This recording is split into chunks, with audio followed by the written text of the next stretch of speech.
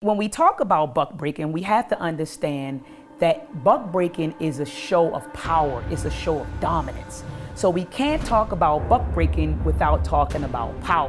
When we look at the domination of Black people by the dominant society, what we are in essence seeing is that this society wants to ensure that we are not able to actually mete out that thing that makes humans exist, and that is creating families and procreating. See, psychologically, when we're talking about the sexualizing of our people, primarily from the dominant society of the system of white supremacy, it had to be established in a very impinging way from the mental state. This whole notion that masculinity is somehow toxic and detrimental to society is nothing but an attempt to emasculate Black malehood.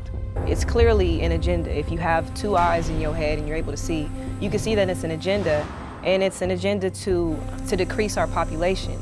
It's always been about destroying the Black family. The family is the foundation of a people.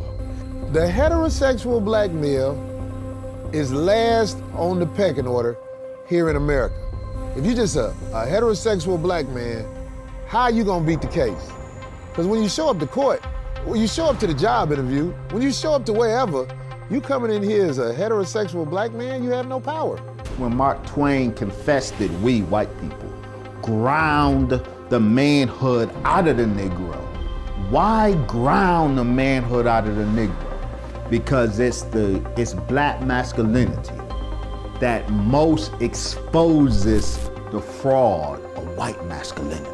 We, as the progenitors of culture, the ones who are the fathers and mothers of civilizations, who taught all people, who people look to for social cues, whether they want to realize it or not, I think they feel if they can get us to adapt to it, they can get everybody to adapt to it.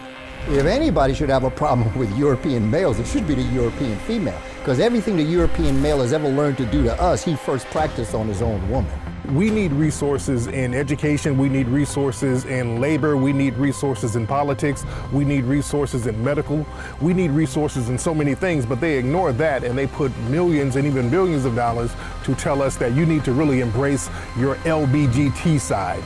So these people have an agenda, and it's up to us to understand what the agenda is.